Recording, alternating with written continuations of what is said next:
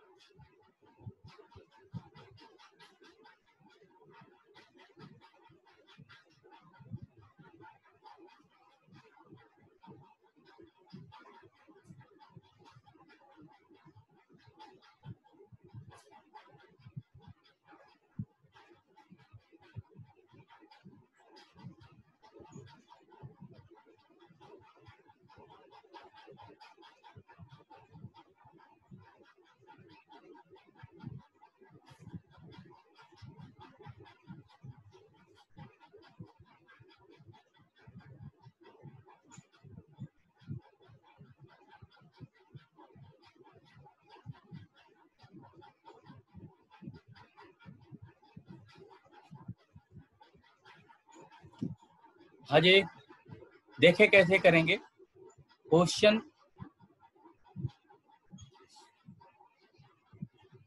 Given क्या है, given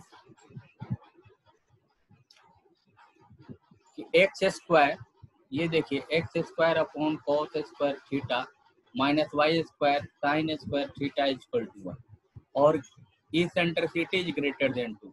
ये दो चीजें दी गई है, दो, और एक थर्ड चीज है कि theta is lie between 0 to पाई।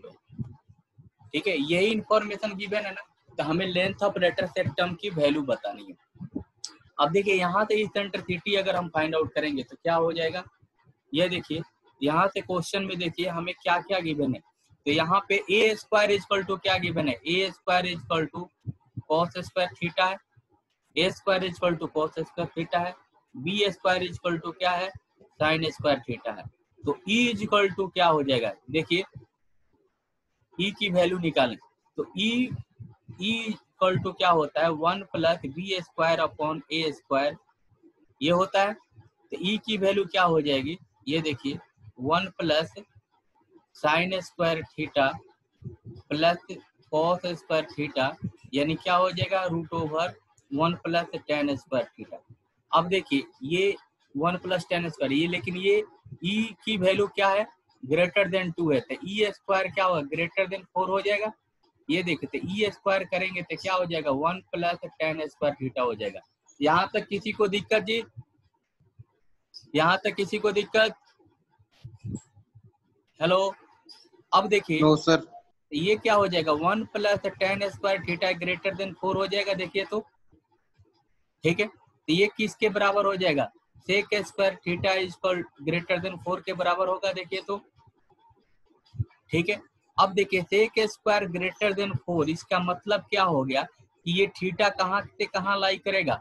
अगर इसको हम इधर लेके आ लें, sec square theta minus 4 is greater than 0, यानी sec plus 2 theta and sec minus 2, ऐसा हो जाएगा। तो इसकी वैल्यू किसके किसके बीच लाई करेगी, -2 और +2। ये देखिए -2 और, तो देखो ये किसके बीच लाई, सेक 2, यानी सेक क्या हो जाएगा, 2 से ग्रेटर हो जाएगा।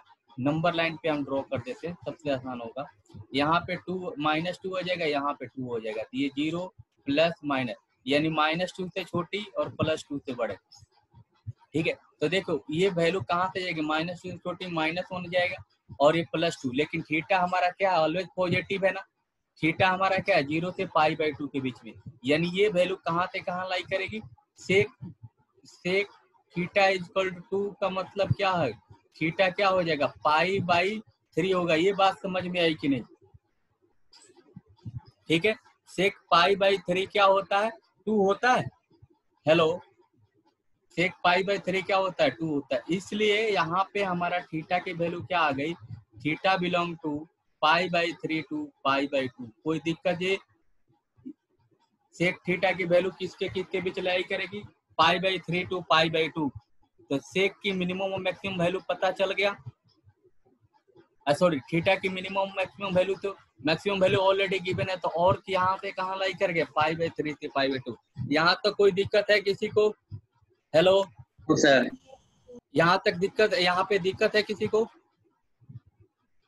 हमने केवल लिया कि देखो यहाँ 2 फैक्टर होगा, तो एक -2 होगा +2 होगा, तो यहाँ पे क्या होगा, सेक निगेटिव में होगा। तो यहाँ पे यानी थीटा हमारा ये देखिए निगेटिव में जा रहा है, लेकिन हम कौन सा पार्ट लेंगे, पॉजिटिव वाला पार्ट। ठीक है, तो ये वाला पार्ट हमने ले लिया। ठीक है, ये वाला पार्ट हमने ले लिया, तो ये π/3 टू π/2। ठीक है, कोई दिक्कत यहाँ पे तो नहीं है? ठीक है, अब देखिए अगले पार्ट में, अब देखिए लेटेस्ट सेक्टम की वैल्यू क्या होती है, 2b² होती है। ठीक है, 2b² होती है, तो b² की वैल्यू क्या है, यहाँ पे b² की वैल्यू क्या है, sin² थीटा, और a की वैल्यू क्या है, cos थीटा। तो यहाँ पे देखिए क्या हो जाएगा, 2, अब देखिए अगर इसको 1 - cos² थीटा लिख दें तो थोड़ा हमारे लिए आसान हो जाएगा। तो ये क्या हो जाएगा, sec theta minus cos theta हो जाएगा। देखो तो लेटर सेक्टम इक्वल टू, ठीक है, लेटर सेक्टम की वैल्यू क्या हो जाएगी, sec theta minus cos theta. यहाँ तक कोई दिक्कत है? हेलो, अब इसको थीटा के रिस्पेक्ट में डिफरेंशिएट करेंगे कि हमें एक क्रिटिकल पॉइंट मिल जाता। ठीक है, क्रिटिकल पॉइंट हमारा मिल जाएगा। तो देखो dL(θ/dr) करते हैं, इससे क्या d थीटा करते हैं, यहाँ से थीटा की क्या वैल्यू आती है सर अपॉन cos थीटा भी तो आएगा। नहीं, हमने यहाँ कर दिया ना, 1 - cos² थीटा cos थीटा कर दिया है, लीनियर बना दिया इसको। ठीक है, यहाँ पे लीनियर बना दिया, एक सेक थीटा हो गया माइनस cos थीटा। तो इसका डिफरेंशिएशन करेंगे तो sec theta into tan theta minus ये प्लस sin थीटा हो जाएगा यहाँ पे। कोई दिक्कत? अब ये वैल्यू अब देखना है कि ये हमने इसलिए किया कि ये वैल्यू पॉजिटिव आ रही है कि निगेटिव, कि लेंथ ऑफ लेटेक्स सेक्टम क्या होगा, ये dy/d थीटा निकाला, तो ये हमारी वैल्यू पॉजिटिव आ रही है, क्योंकि थीटा की वैल्यू कहाँ से कहाँ लाई कर रहा है, π/3 टू π/2 लाई कर रहा है। तो यहाँ पे ये सारी वैल्यू फर्स्ट क्वाड्रेंट में, तो ये वैल्यू पॉजिटिव है, डी यानी हमारा फंक्शन कैसा है, इंक्रीजिंग है, यानी ये हमारा कैसा है, ये इंक्रीजिंग फंक्शन है। इससे पता चल गया। अब इसकी मिनिमम वैल्यू क्या होगी, तो π/3 पे देगी, मैक्सिमम वैल्यू π/2 पे देगी। ऐसा हमने क्यों किया मैं बता रहा हूँ। देखो हमारा ये तो लेटेस्ट सेक्टम हमारा निकल गया, लेकिन बी की वैल्यू साइन थीटा की वैल्यू जब बढ़ेगी, हमने डिफरेंशिएट क्यों किया, ये क्वेश्चन आपके मन में आ रहा होगा, आ रहा है ना क्वेश्चन, कि आपने डिफरेंशिएट क्यों किया, ये बात आ रही समझ में, हमने डिफरेंशिएट क्यों किया। मैं ये देखना चाह रहा था कि ये जो वैल्यू आ रही है, ये हमारे देखो कोई भी फंक्शन का dy/dx अगर पॉजिटिव आएगा, इसका मीनिंग है कि वो फंक्शन इंक्रीज करेगा, यानी x की वैल्यू बढ़ाने पे हमारी वैल्यू क्या होगी, बढ़ेगी। dy/dx अगर पॉजिटिव हो तो देखो dy अगर dx अगर ग्रेटर देन 0 आ रहा है, means function is increasing. Function क्या है, इंक्रीजिंग है, फंक्शन इंक्रीजिंग है। ठीक है, अगर dy/dx अगर निगेटिव आता यानी फंक्शन क्या है, डिक्रीजिंग है, डाउन हो गई, यानी x की वैल्यू बढ़ाएंगे तो y की वैल्यू भी बढ़ेगी, x बढ़ेगा तो y बढ़ेगा, यहाँ पे x बढ़ेगा तो y क्या होगा, घटेगा।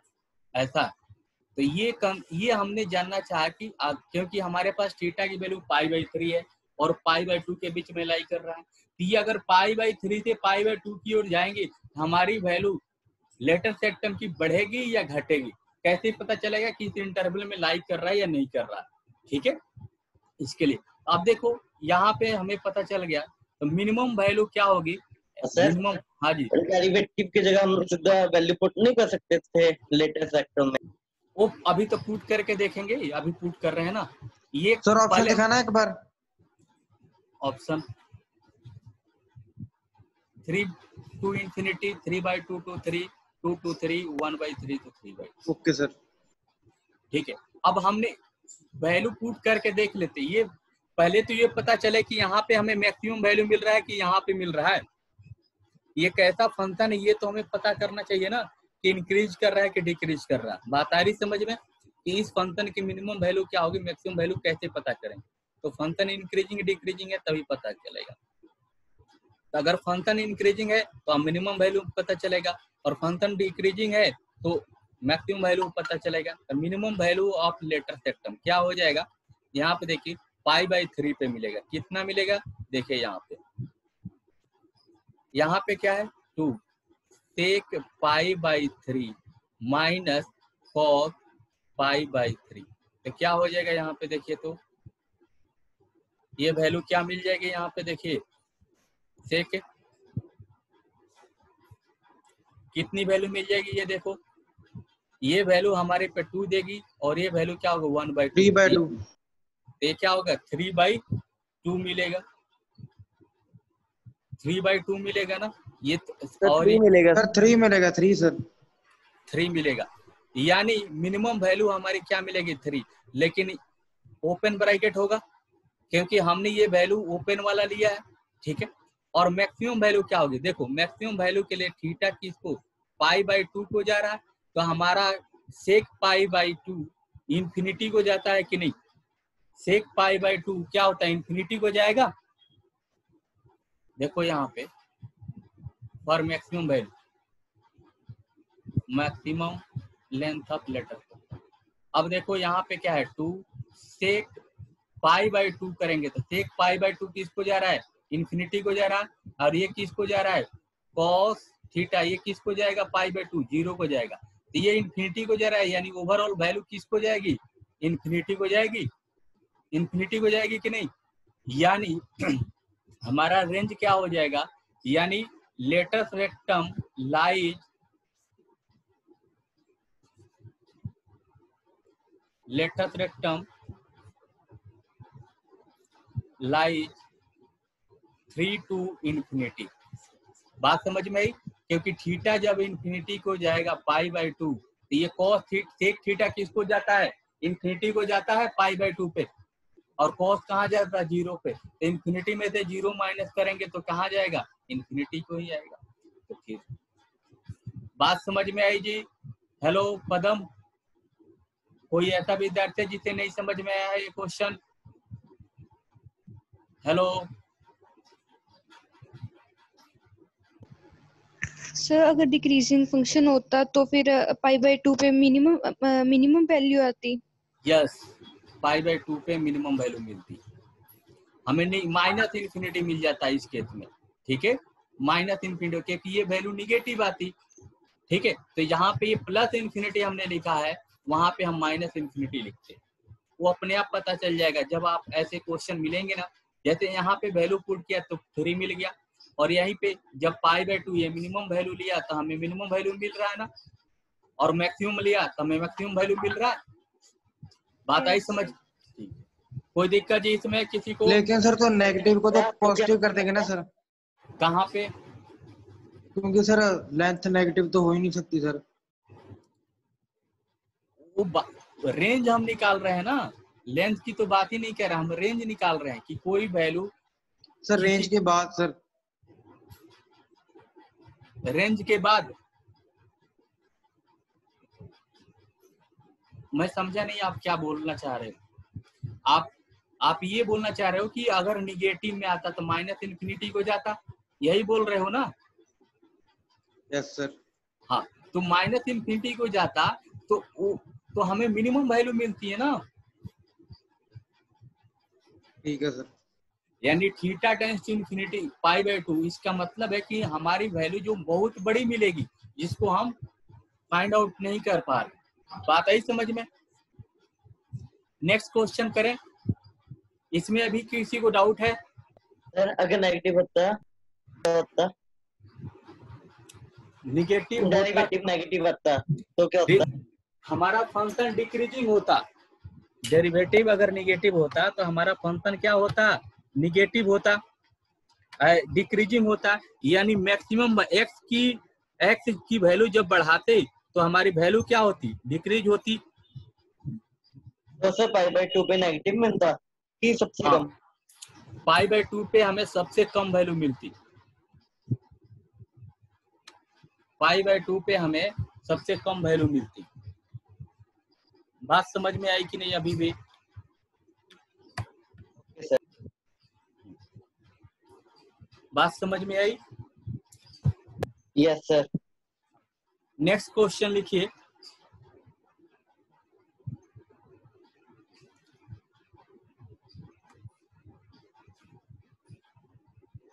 नेक्स्ट क्वेश्चन है, a hyperbola has its center at the origin.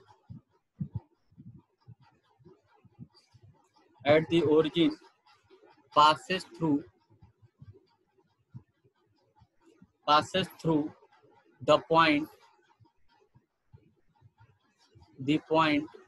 4,2 and has transverse axis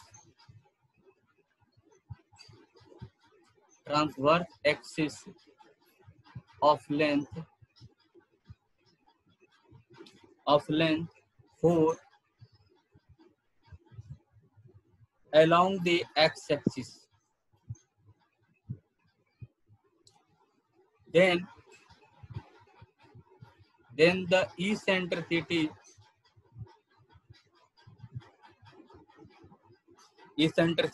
of the hyperbola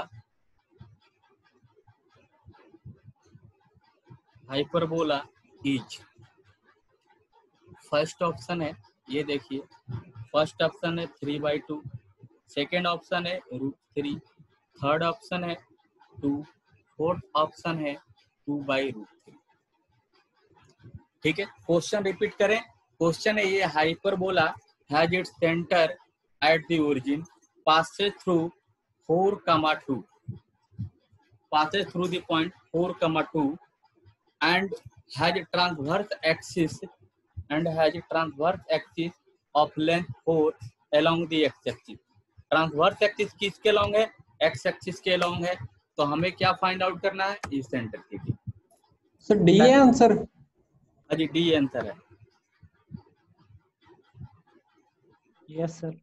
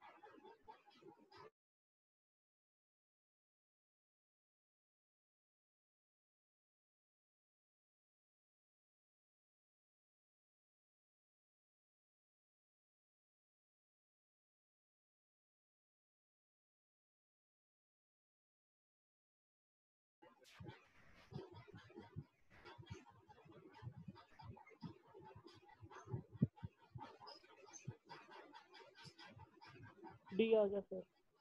अच्छा डी आ गया, कोई दिक्कत है इसमें? इसमें किसी को दिक्कत है? हाँ जी, हाँ जी, ये क्वेश्चन भी आसान है। देखिए थोड़ा सा डायग्राम की हेल्प लेते हैं हम। ये बोल रहा है कि सेंटर हमारा ओरिजिन है, ठीक है, सेंटर हमारा ओरिजिन है और ट्रांसवर्स एक्सिस की लेंथ इसकी कितनी है, 4 है, यानी 2 इधर है 2 इधर है, ठीक है, और ये किससे पास हो रहा है, 4,2 से पास हो रहा है। तो हमारी क्या क्या वैल्यू दी गई है यहाँ पे देखा जाए तो हमारी जो वैल्यू है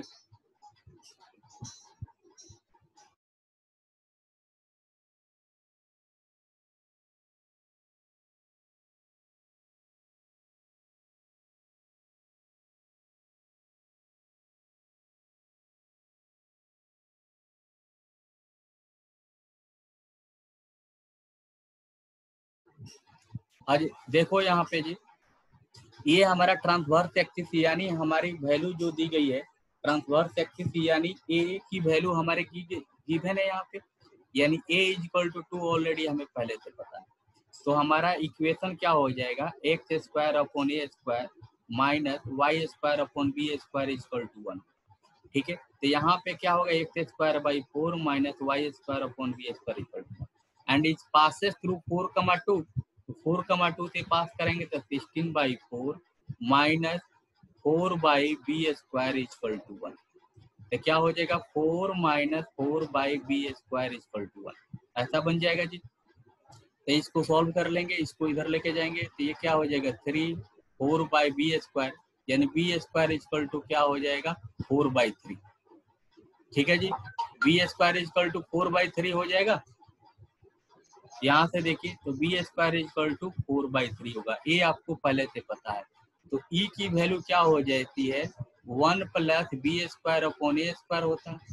तो देखिए तो यहाँ पे क्या हो जाएगा 4/3 अपॉन 4, तो क्या हो जाएगा 1 प्लस 1/3 यानी क्या हो जाएगा, ये देखिए 4/3 का रूट यानी E is equal to 2/रूट।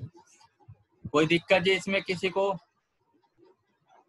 Hello, इसमें किसी को दिक्कत? नेक्स्ट क्वेश्चन देखते हैं। Next question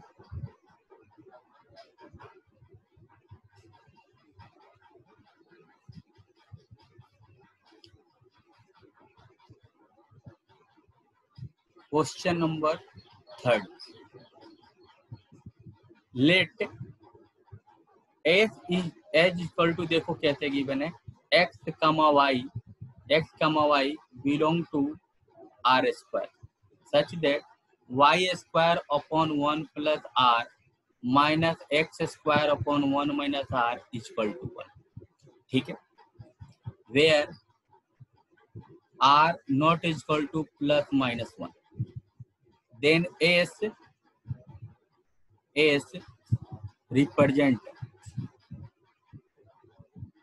represent first option है यहाँ पे देखिए, एस रिप्रेजेंट फर्स्ट है a hyperbola whose eccentricity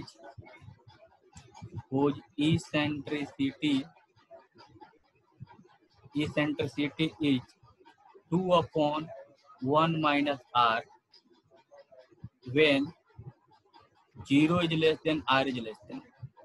B option है an ellipse whose eccentricity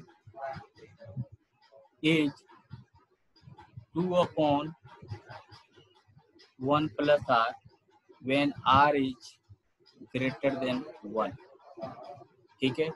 next देखिए सी ऑप्शन है a hyperbola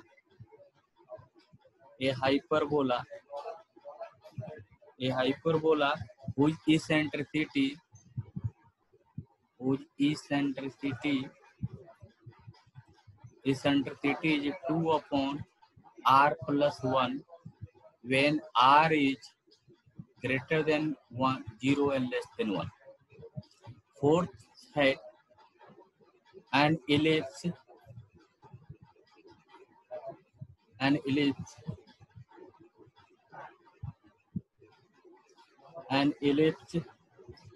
whose eccentricity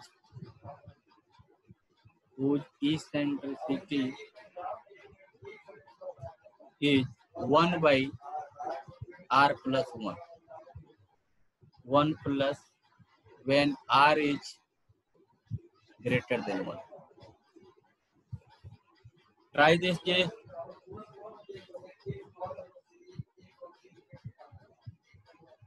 hello, question समझ में आ रहा है जी? सर पिछला पेज करना। Let s x comma y is equal to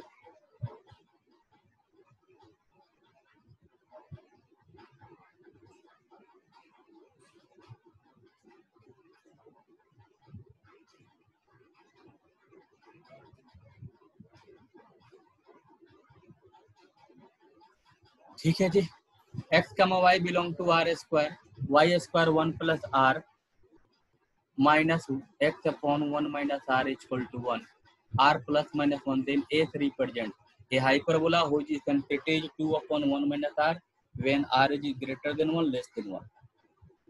An ellipse whose eccentricity is 2 upon r plus 1. ये देखिए यहाँ पे अच्छे,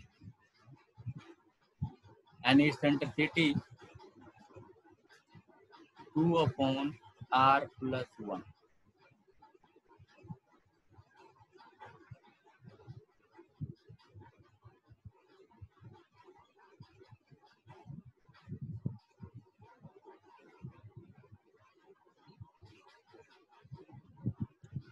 सर अगले ऑप्शन दिखाना।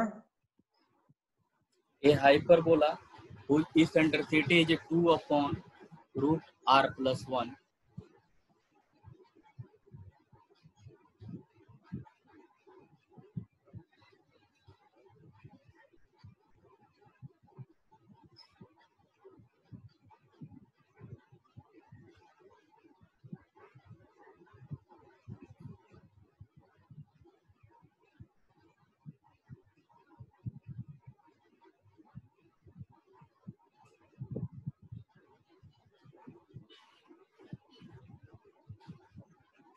हाँ जी, कुछ बात बन रही है?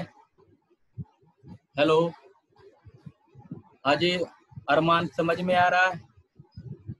सर ये ऑप्शन आया। ए ऑप्शन है? ए ऑप्शन नहीं है। पिछला पेज करना एक बार।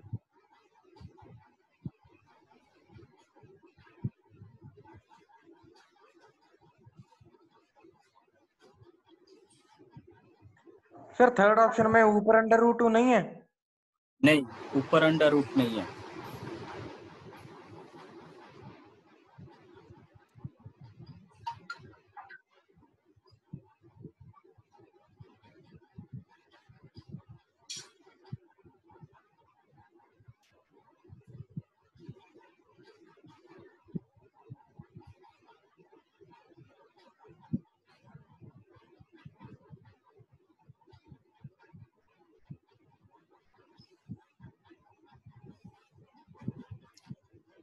चलो ठीक है, हम अपने से ट्राई करते हैं। देखिए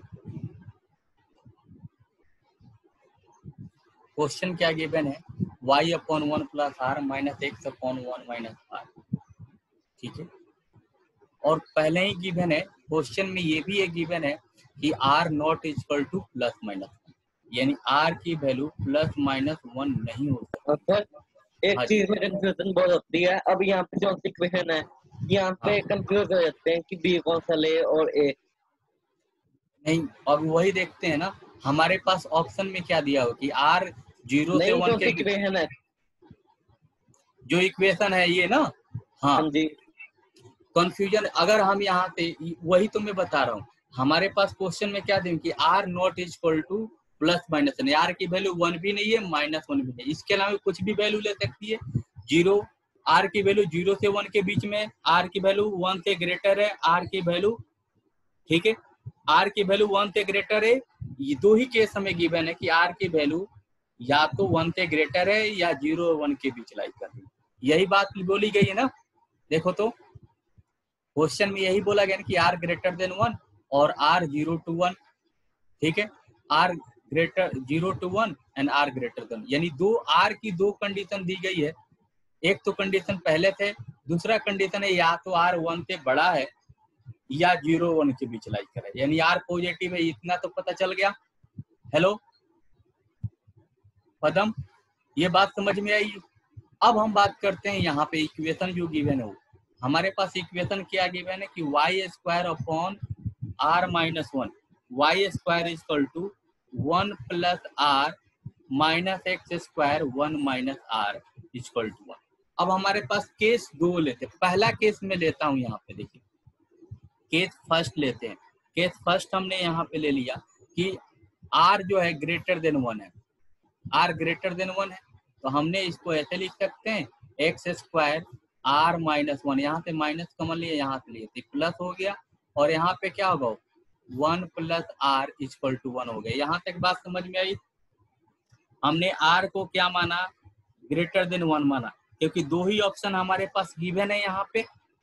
हेलो हेलो, यहाँ पे दो ही ऑप्शन गिवन है ना, कि या तो वो इलिप्स होगा या हाइपरबोला, आर की वैल्यू ग्रेटर देन 1। तो दो केस तो हमें कंसीडर करने। तो यहाँ पे देखिए, तो ये हमें क्या देगा, इलिप्स देगा। ये देखो, अब इस केस में इलिप्स देगा, तो देखो x square upon r minus 1 plus y square 1 plus are.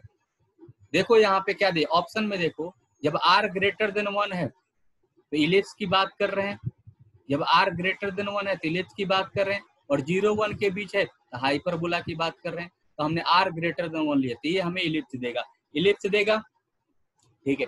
Ellipse देगा तो इसकी वैल्यू हम कैसे फाइंड आउट करेंगे, तो आर की वैल्यू हमें निकालनी है, ठीक है। तो आर की वैल्यू क्या होती है, ये क्या हो जाएगा, ए स्क्वायर की दे देगा, ये क्या होगा बी स्क्वायर हो जाएगा। देखो तो, ठीक है, तो यहाँ पे क्या हो जाएगा, a b square is equal to a square, यही होगा ना। ये देखो b square is equal to a square 1 minus e square, ये होता है, क्योंकि ये वैल्यू हमारी बड़ी है, ये वैल्यू बड़ी है तो इसको हम ए स्क्वायर मान लेंगे, और ये छोटी है तो इसको हम बी स्क्वायर मान लेंगे, ठीक है। तो यहाँ देखो r minus 1 is equal to 1 plus r into 1 minus e square. कोई दिक्कत है यहाँ पे जी, यहाँ पे कोई दिक्कत, ठीक है। अब इसे हम सॉल्व करते हैं, तो ये क्या हो जाएगा, R minus 1 upon 1 plus are equal to 1 minus e square. Next page पे देखते हैं, यानी R minus 1 upon R plus 1 equal to 1 minus e square. E square को इधर लेकर आए तो क्या हो जाएगा, R minus 1 upon R plus 1, solve करें, R plus 1 minus are plus 1 upon R plus 1 e square. तो हमारी वैल्यू क्या हो जाएगी, ये और ये कैंसिल हो जाएगा, 2 अपॉन आर प्लस 1, यानी ई की वैल्यू क्या हो गई 2 अपॉन आर प्लस 1, और इलिप्स दे देगा। बात समझ में आई जी। और हमें क्या हो गई, यानी अपना कौन सा ऑप्शन हो गया, ई स्क्वायर, ई की वैल्यू हो गई 2 अपॉन आर प्लस 1, ठीक है। और ऑप्शन क्या हो गया, ऑप्शन में देखिए इलिप्स तो हो गया, ऑप्शन में ये देखिए डी ऑप्शन होगा ये, तो ऑप्शन बी हो गया, ऑप्शन बी ट्रू हो गया। देखिए तो अब बात करते हैं हाइपरबोला की, हाइपरबोला के केस भी ले लेते हैं, ठीक है, हाइपरबोला के केस लेते हैं, ठीक है। केस सेकंड लेते हैं, यहाँ पे देखिए केस सेकंड, केस सेकंड अगर हम लेते हैं अपने मन से, तो यहाँ पे केस सेकंड में हमने क्या लाई कि आर जो है 0 और 1 के बीच में लाई कर, तो क्या हो जाएगा एक्स स्क्वायर 1 माइनस आर हो जाएगा, और माइनस यहाँ पे y square 1 plus are equal to 1 होगा। देखिए तो, और ये माइनस 1 हो जाएगा यहाँ पे हाइपरबोला।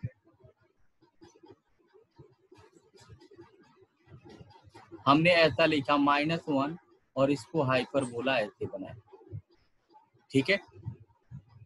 तो यहाँ पे देखिए, यहाँ पे थोड़ा चेंजिंग आ जाएगा, जहाँ बी स्क्वायर था वहां पे बी स्क्वायर ही रखेंगे। तो यहाँ पे ये वैल्यू किसकी दे देगा, ये हमें बी स्क्वायर हो जाएगा, ये हमारा ए स्क्वायर दे देगा। ठीक है, यहाँ पे हमने चेंज कर दिया। देखिए ये हाइपरबोला ऐसा है, बात आई समझ में? ये हाइपरबोला ऐसा इस केस में बन गया, हमने ऐसा केस बना दिया। तो यहाँ पे देखिए a b square equal to क्या होता है, ए स्क्वायर, ठीक है, अपॉन ई स्क्वायर माइनस 1 हो जाए। तो यहाँ पे क्या हो जाएगा, 1 minus r equal to 1 plus r, और ये हो जाएगा ई स्क्वायर माइनस 1। तो ये हो जाएगा 1 minus r 1 plus are equal to e square minus 1। Solve करें तो ई स्क्वायर इक्वल टू हो जाएगा 1 plus 1 minus are plus 1 plus r, क्या हो जाएगा 1 plus r plus 1 minus r upon 1 plus r, ये आर से कैंसिल हो जाएगा, यानी क्या हो जाएगा 2 अपॉन 1 प्लस आर। ठीक है सर हाँ जी, तो 1 प्लस आर को भी तो 20 के ले ही सकते थे। किसको 1 प्लस वाई स्क्वायर के नीचे वाले। हाँ ठीक है, अभी बात करते हैं यहाँ पे, अभी आते हैं। अब देखिए ये वैल्यू हमारी क्या है, ये वैल्यू क्या है, आर की वैल्यू किसके किसके बीच लाई कर रही है, 0 और 1 के बीच में सर। ठीक है, तो ये पॉजिटिव है, ये पॉजिटिव है और ये भी पॉजिटिव है। जब माइनस यहाँ आता और यहाँ माइनस आता तो ये दोनों क्या होते, एक दूसरे को बैलेंस कर देते कि नहीं, कर देते बैलेंस। तो ये तो इलिप्स का ही केस बन जाता ना पदम, हाँ जी सर। इसीलिए बात आई समझ में। तो यहाँ पे क्या होगा, यहाँ प्लस हो जाता है, यहाँ प्लस होता, यहाँ माइनस होता है, यही होता है ना। तो ये क्या होता, आर छोटा कर देते तो ये बैलेंस हो जाता ना, तो ए स्क्वायर निगेटिव में आ जाता कि नहीं, बात आई समझ में। तो थोड़ा हमने ऐसे दिखा दिया इसको, जो सा छोटा है उसे लेना ए स्क्वायर, हाँ सॉरी जी। जो सा बड़ा है। हाँ जो बड़ा रहता है उसी को हम ए स्क्वायर लेते हैं। ठीक है, बात समझ में आई। सर जिसके सामने नेगेटिव हो उसको ए स्क्वायर ले सकते हैं? नहीं नहीं नहीं नहीं, उसको नहीं लेते हैं, इसमें अलग है। इसमें ये है कि जो बड़ा होगा उसी को ए स्क्वायर मानते हैं। ठीक है, सर बड़े वाला तो सर इलिप्स में होता है सर, इसमें जो पॉजिटिव होता है उसको ए स्क्वायर लेते हैं सर, जो पॉजिटिव होता है। तो ये भी यही तो पॉजिटिव है ना, ये वैल्यू पॉजिटिव है कि नहीं ये, और यहाँ भी पॉजिटिव है ना, तो उसको चेंज करो। अगर चेंज करके ले जाओ तो फिर उसी फंडा में आ जाएगा। देखो अगर चेंज करेंगे तो ये क्या हो जाएगा, अगर इसी को हम चेंज करते हैं अगले पेज पे देखते हैं, ये हमारा क्वेश्चन है। सर हाँ जी वाई वाला पॉजिटिव होगा सर। हाँ जी, ये देखो ऐसा बन जाएगा, ऐसा क्वेश्चन दिया गया है ना 1 माइनस आर इक्वल टू 1। अब देखो तो ये क्या हो जाएगा,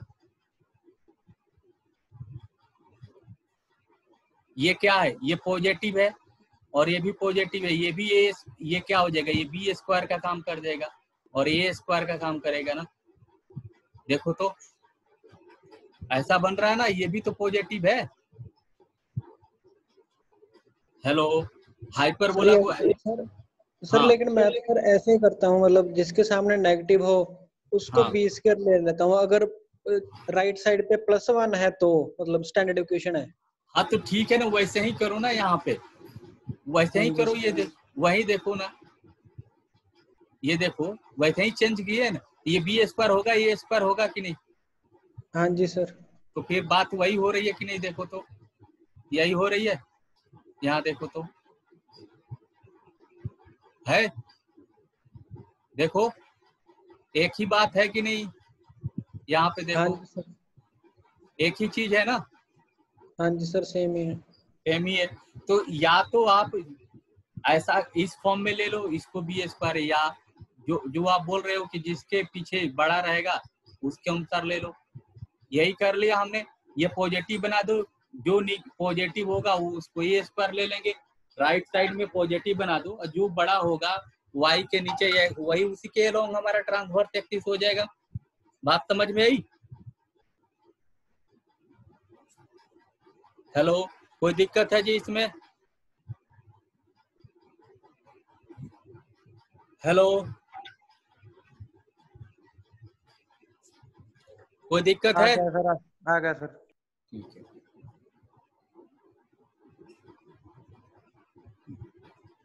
ठीक है, नेक्स्ट क्वेश्चन देखते हैं। कल भी क्लास इसी टाइम पे होगी? हाँ, कल से इसी टाइम पे होगी। सर टेस्ट में टेंजेंट आएगा? नहीं, तो वो 10:50 ठीक था, क्या वो पहले वाली टाइमिंग ठीक थी। कितने पे, कौन सी टाइमिंग? 10:50 वाली। 10:50 वाली? ये सही है सर। अच्छा, 10:50 वाली ही कर देंगे, उसमें सही है क्या है। सर, सर सही है 10:50 ये। नहीं, अब बोल दिए तो अब तुमने तो बाद में बोले ना।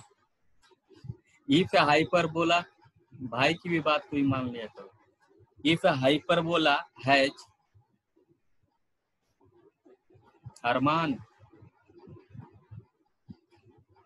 Length Yes, sir. ऑफ, कभी भाई की बात मान लिया करो। तो मान लेते हैं सर। हाँ, it's conjugate axis equal to 5 and the distance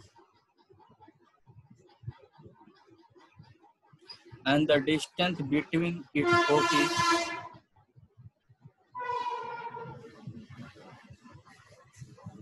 foci is 30. Then the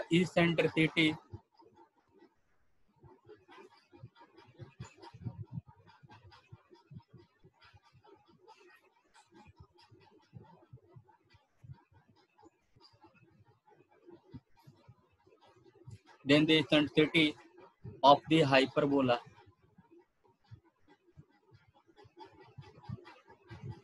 is, first option है 13/12, second option है 2, third option है 13/6, fourth option है 13/8।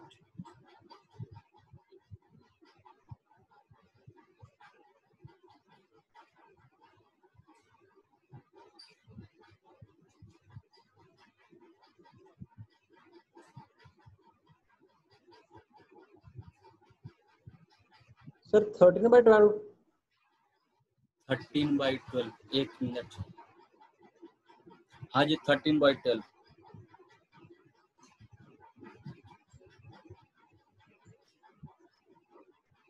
हो गया जी सबू से।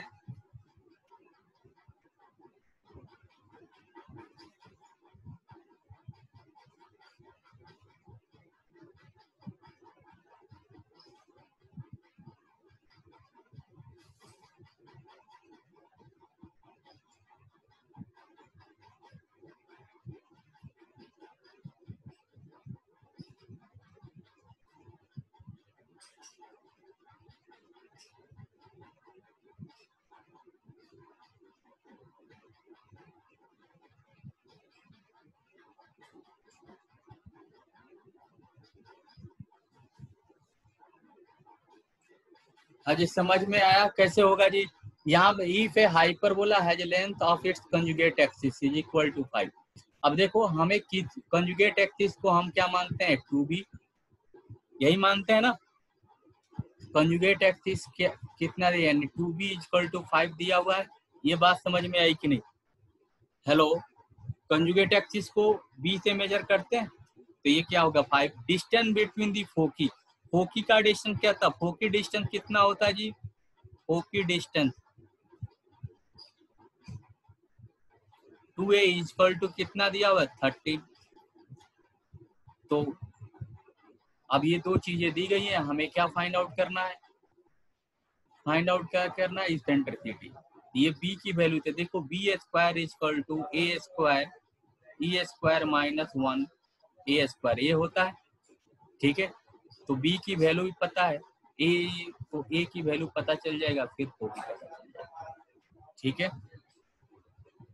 तो ये देखिए 2b इक्वल टू 5 है, यानी b स्क्वायर इक्वल टू 25/4, और यहाँ पे ए ई इक्वल टू 13/2 है, तो ए स्क्वायर इक्वल टू 169/4। अब देखिए b square equal to a square e square minus a square होता है, तो यहाँ से वैल्यू हम ले लेते हैं। बी स्क्वायर की वैल्यू होगी 25/4, ये हो गया 169/4 माइनस ए स्क्वायर को इधर लेकर आए 169/4 माइनस 25/4, तो क्या हो जाएगा ये, देखिए ए स्क्वायर इजकल टू क्या हो जाएगा 144/4, यानी ए इजकल टू हो गया 12/2, यानी ए इजकल टू हो गया 6। तो ई की वैल्यू क्या हो जाएगी 1 + B square upon a square, तो यहाँ पे वैल्यू क्या आ जाएगी 1 + बी स्क्वायर की वैल्यू कितनी है जी 25/4, यहाँ पे 144/4, ये कैंसिल हो गया, तो क्या होगा 169/144, यानी क्या हो जाएगा 13/12, ठीक है। ये कोई दिक्कत जी इसमें किसी एक को मिनट लास्ट पे करना।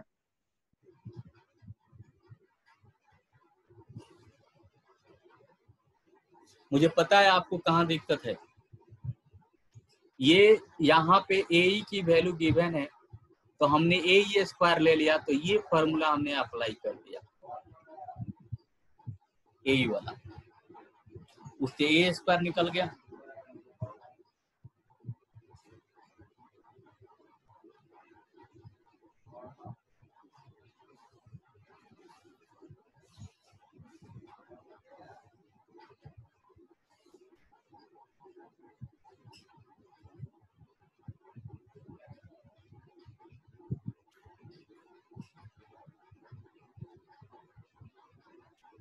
हाँ जी, नेक्स्ट क्वेश्चन देखें। हेलो, हाँ जी सर। नेक्स्ट क्वेश्चन करते हैं।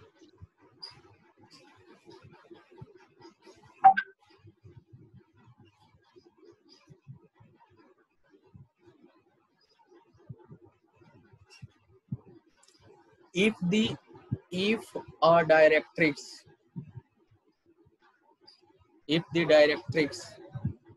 of a hyperbola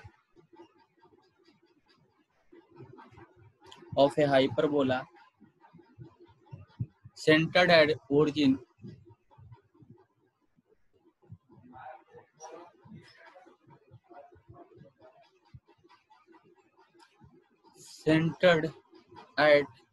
the origin and passing through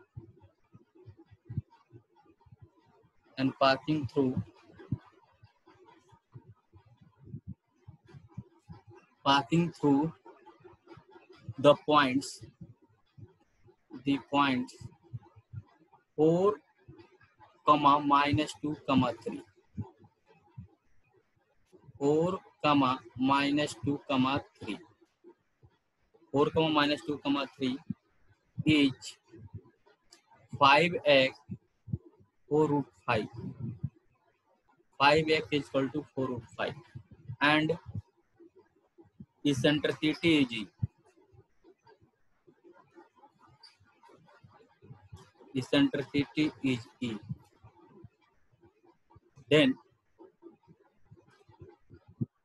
first option है 4e⁴ -24e² + 27 is equal to 0. B option है 4e⁴ -12e² -27 is equal to 0. C option है 4e⁴ -24e² + 35 is equal to 0.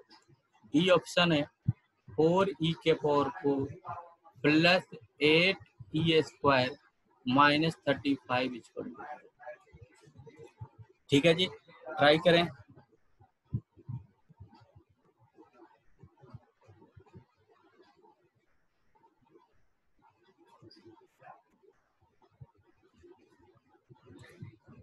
ठीक है, question बोला if A directrix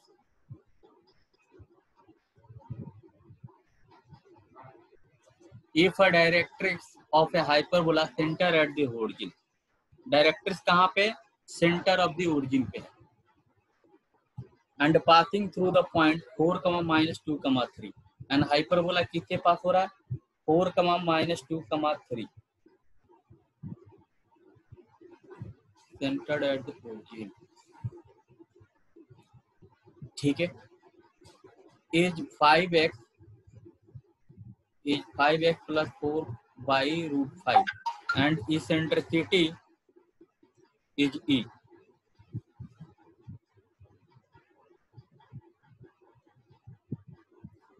ठीक है जी, try करें। Directrix of hyperbola तो ऑलरेडी गिवन है ना। Hello, directrix of hyperbola given है ना।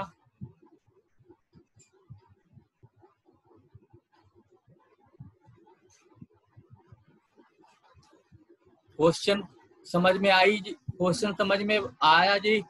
ये देखो, ये हमारी डायरेक्ट्रिक्स दिया गया है। हाइपरबोला कहाँ सेंटर है? ओरिजिन पे इस पॉइंट से पास हो रहा है। ई में हमें रिलेशन निकालना है।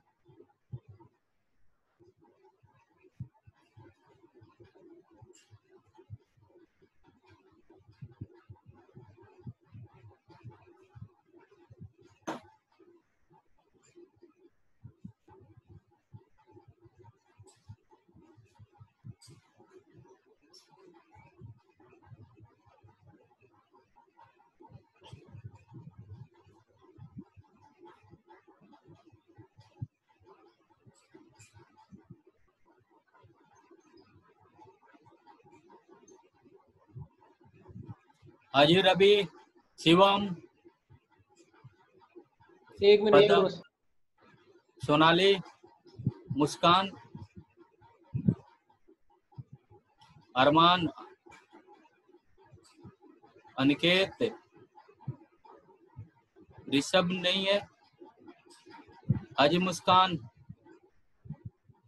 कैसे कर रहे हैं? चलिए,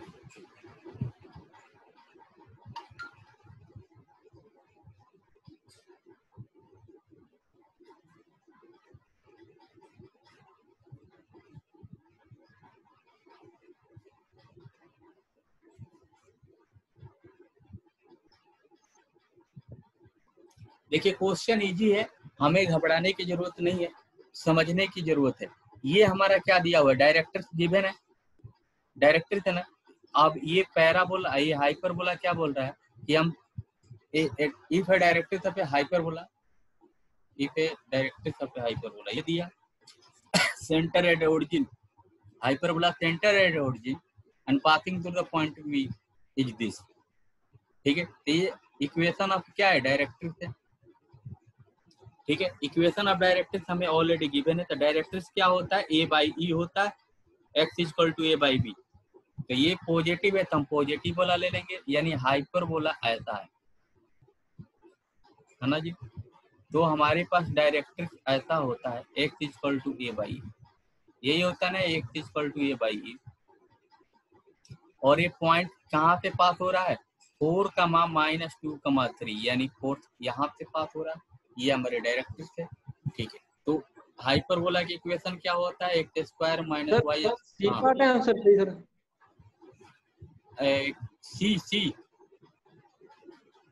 सी पार्ट बोल रहे हो? Yes sir. हाँ जी, सी है, राइट, गुड, वेल डन। देखिए जी, तो यहाँ पे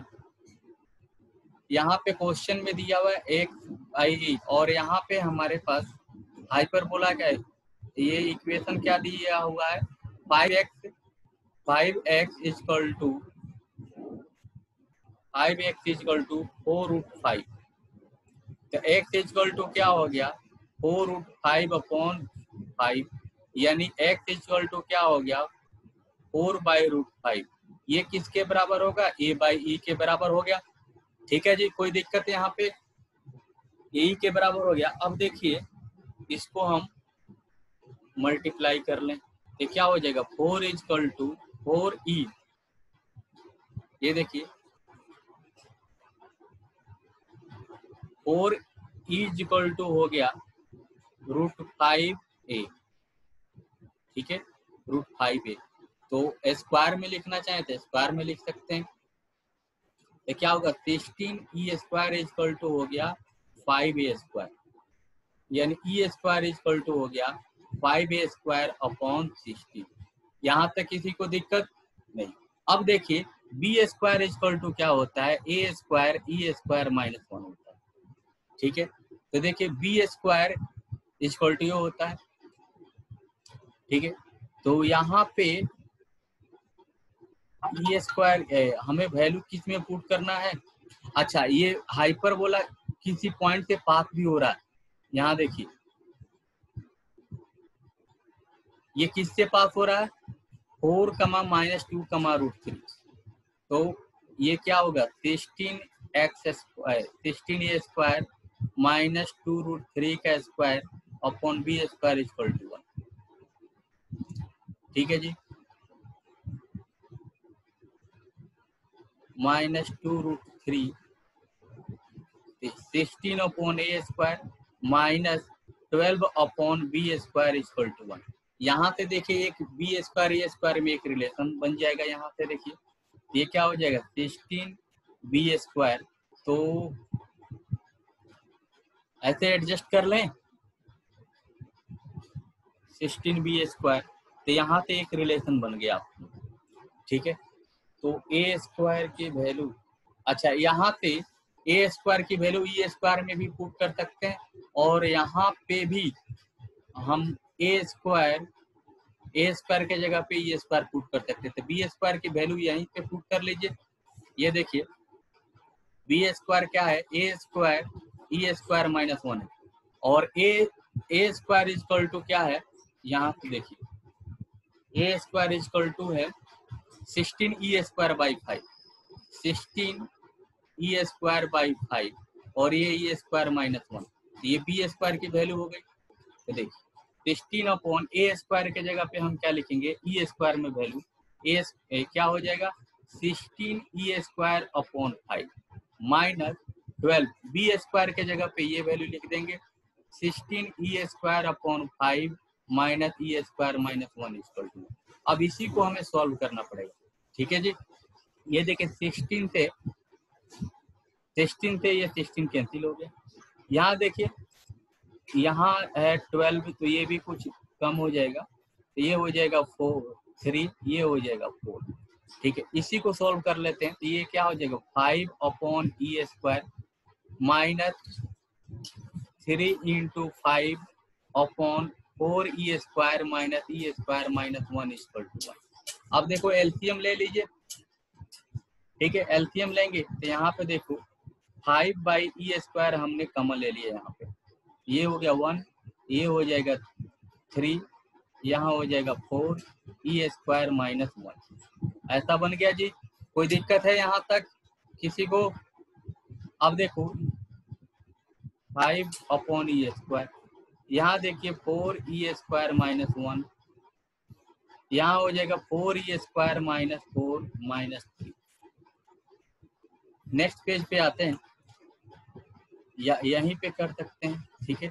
अब देखिए ये इधर लेके जाएंगे तो 5 से मल लेते, 5 4 जा 24 e², और 5 से बन जा -35, और यह देखिए 4 e² 4 e⁴ माइनस 4 e², ठीक है। ऐसा हो गया -4 e²।